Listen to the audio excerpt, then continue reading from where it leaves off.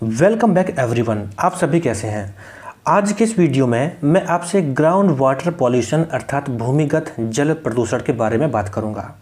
वैसे हम सभी जानते हैं कि ग्राउंड वाटर पॉल्यूशन कैसे होता है। मैं इसके बारे में थोड़ी सी बात करूंगा और मैं आपसे ऐसे इम्पॉर्टेंट पॉइंट के बारे में बात करूंगा जिनसे संबंधित प्रश्न हमारी परीक्षाओं में पूछे जाते हैं। वैसे देखा जाए तो हम सभी जानते हैं कि जो ग्राउंड वाटर पॉल्यूशन होता है वो कैसे होता है। इसकी कई वजह होती हैं। जैसे पहली वजह हम रख सकते हैं औद्योगिक यानी जो इंडस्ट्री होती हैं उनसे निकलने वाले जो अपशिष्ट होते हैं वो क्या होते हैं, वो पानी के द्वारा ज़मीन में यानी ग्राउंड वाटर में पहुंच जाते हैं। और इसके बाद दूसरी जो कृषि यानी फार्मिंग में जो इंसेक्टिसाइड पेस्टिसाइड यूज किए जाते हैं ये भी ज़मीन के अंदर पहुंच जाते हैं। और कुछ नगरीय अपशिष्ट होते हैं जो कि घरेलू अपशिष्ट होते हैं, उनके माध्यम से भी कुछ ऐसे पदार्थ होते हैं जो कि ज़मीन तक पहुंच जाते हैं और सब क्या करते हैं, ये भूमिगत जल को संक्रमित करते हैं अर्थात भूमिगत जल को पॉल्यूटेड करते हैं। ये तो सिंपल सी बात हो गई कि ये चीज़ें ऐसे भूमिगत जल को पॉल्यूटेड कर देती हैं। अब थोड़ी सी और बात समझते हैं। आपको ध्यान रखना है कि स्वच्छ पानी की कुल मात्रा में यानी जो स्वच्छ पानी है उसकी कुल मात्रा में जो भूमिगत जल है वो कितना है, 30%। कभी कभी एग्जाम में पूछा जाता है कि इस पृथ्वी पर जो भी जल है उसमें भूमिगत जल कितना है, वो कितना है, 30% है। तो ये पॉइंट आपको अच्छे से याद रखना है। अब ये समझना है कि डिमांड तो बहुत ज़्यादा है और ये पानी कम है और जो है भी उसमें भी समस्याएं होती जा रही हैं। तब कौन कौन सी समस्याएं हैं जो कि मानव के लिए बहुत ज़्यादा नुकसानदायक होती हैं, उनको समझते हैं। सबसे पहले मैं आपसे बात करूंगा blue baby syndrome. Blue baby syndrome, methemoglobinemia. क्या? मीथेमोग्लोबिनेमिया,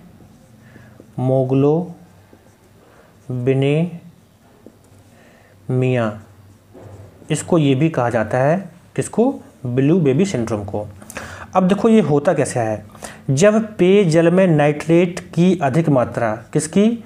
नाइट्रेट की अधिक मात्रा यानी जो पोटेबल अर्थात पेयजल होता है उसमें जब नाइट्रेट की अधिक मात्रा हो जाती है तब वह नवजात शिशुओं में, किसमें?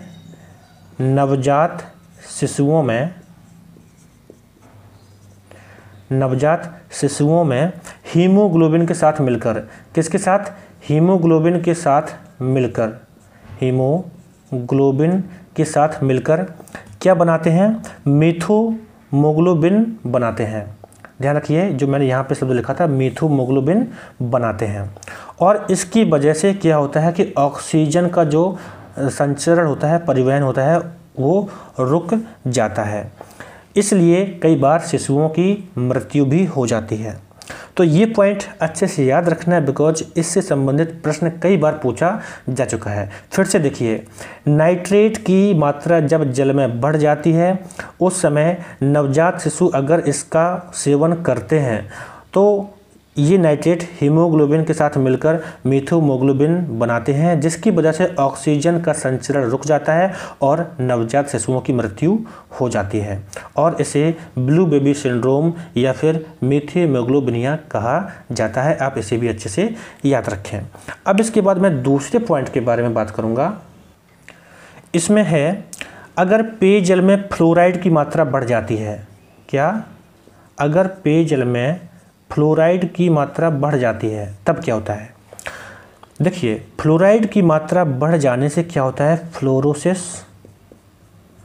फ्लोरोसिस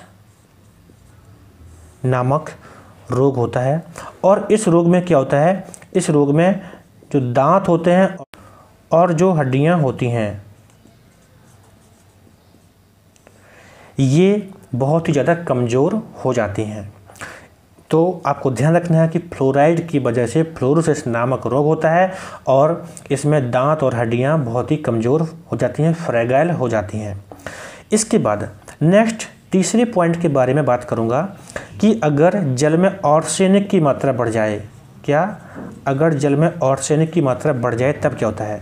आर्सेनिक युक्त जल के प्रयोग से ब्लैक फुट नामक चर्म रोग होता है। क्या होता है? ब्लैक फुट नामक चर्म रोग होता है। और इसके अलावा आर्सेनिक से डायरिया की समस्या होती है, हाइपरकेरेटोरिस की समस्या होती है और पेरिफेरल न्यूरिटिस और अन्य त्वचा संबंधी बीमारियां भी हो जाती हैं। इवन त्वचा का कैंसर भी हो जाता है। तो यहाँ पर मैंने जो पॉइंट्स आपसे डिस्क्राइब किए हैं ये बिल्कुल एग्जैक्टली टू द पॉइंट हैं। बिल्कुल ऐसे ही इन्हीं से संबंधित प्रश्न पूछ लिया जाता है या फिर कभी कभी इनको मैचिंग में भी पूछ लिया जाता है। आप अच्छे से याद रखें और शॉर्ट नोट में ऐड करके इसका रिवीजन करते रहें। Thanks for watching this video. मिलता हूँ आपसे नेक्स्ट वीडियो में। Please like and share to your friends.